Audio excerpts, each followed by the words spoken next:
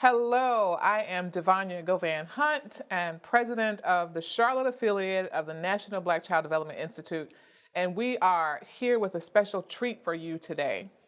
One of NBCDI's 8 essential outcomes for Black child development for Black children and families is representation. We want to make sure that our children can see themselves and who they can be in their books and their toys. And today we have the privilege of spending time with the author of The Year We Almost Missed Christmas. We are here with Miss Mahogany J. Renee, and she's going to tell us all about this wonderful creation. You will actually be able to obtain a copy of this beautiful, beautiful piece of literature at our event, our annual Check Up and Chill with Santa event next Saturday. That's going down at Northridge Middle School, December 16th from 4 to 7. Hi, Hello. Miss Mahogany J. Renee. Is that your real name or is that your pseudonym? It is my pseudonym. My name is Shana Walker, and the name on the book is my deceased sister, the initial of my deceased brother, and my mother that passed away 2 years ago. Wow. Yes, so Wow. it was a way to let them know by just having their name on the cover. I felt like they were taken away from us too soon. And so this way I feel like their name lives forever. Wow, that is forever. My goodness, that's powerful. So are you an author by trade?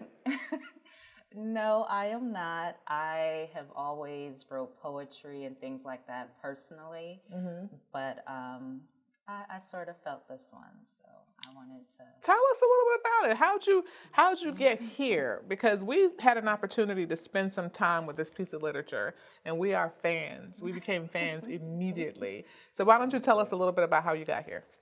Well, we are the house in the story. It talks about Big Mama's house, and for me, my parents were that house, or my grandmother was that house. But after my parents divorced, me and my husband became the house with all the kids every holiday break that they had during the school year. And so I wanted to be able to, excuse me. So every year for Christmas Eve, we would read "'Twas the Night Before Christmas." And my children are now grown, and we have relocated to Charlotte, North Carolina. And, we just didn't have that whole big family moment and reading "'Twas the Night Before Christmas." And I didn't realize how much it was a tradition for us. And when we didn't do it last year, I missed it. And so I decided to sort of do a spin on the tale and make it for us, though. Things that were relatable to us. There's something in there about going to church or stockings hanging, because for some people they're hanging on the mantle, but for us, you walk into grandma's bathroom and they're hanging on the shower rod Anywhere they can, right? Exactly. So it's just like, those were memories for me. And as I started to get the book out there, I realized that so many people have those same memories, and they were able to relate to different things that I just thought was just a cute tale for me to share of my own. Yeah, awesome. So what do you hope? What is your hope for this book? I heard you mention experiences and relatability, and obviously children can pick this book up and maybe see themselves in it, because there are all sorts of shades of children in this book. What is your hope? Well, that was very intentional. My initial hope was that the book cover itself would capture people to want to look inside. And when you go inside, you'll see many different shades of us, hair textures, things like that. I paid attention to the detail of, capturing things that we may have a snaggle tooth or something, just things to identify ourselves, that it's like, that's me too, because you don't always get to see that. Right. In books, everything is so perfectly illustrated, and you believe that that is the only image. And I wanted children as well as adults to be able to identify with just being able to see yourself in something. Right. And I think that even with speaking about something in there, it has just using terminologies that sort of, it definitely captures us. Look at those faces. And our experience. Why do you think this is important? And this question might be, I don't know if anybody's probably ever asked you this before, but I'm going to ask you. I'm going to ask you this question because obviously we are an affiliate of the National Black Child Development Institute. We understand how important it is for our children to be able to pick up a book and see themselves, their aunties, their uncles, their grandmothers, to our essential outcomes, who they are and who they can be. From your perspective, before you ever met us, before you knew we even existed, why is this book important from your perspective for Black culture? I believe that it is important. I was explaining to my brother yesterday, is because we get to a age, and it's not spoken about often, where we're no longer interested in reading. And I truly believe that it becomes that there's nothing for us to identify with any longer. And, when you're younger, you're reading about, cars and animals, and, that lasts for a short period of time. And so we need to start having stories that continue to intrigue us and make us want to open that book and see things that are like us. Of course, the older you get, there's no pictures, but the pictures in the beginning help you to use your imagination. So when you continue to read the books, you have that imagination to see the things how you would like them to be seen, or how they would play out in your mind, as opposed to this structure of how things are put there for us to look at. Right. Awesome. Have you seen children with the book yet? I have. What has the experience been seeing children with this book in their hands? Initially, my first experience, I had the rough draft, and I had read it to some little girls, and they were really excited to see that there is a Black Santa inside of there. That was one of their most memorable things about the book. Initially, I was, comfortable with it being a white Santa, because I always grew up with the white Santa. Right. But my husband was like, children today, for them to be able to see that would be amazing. Right. And when he said it, I felt it. But when I read it to the little girls, I truly experienced what he was saying. And I think that.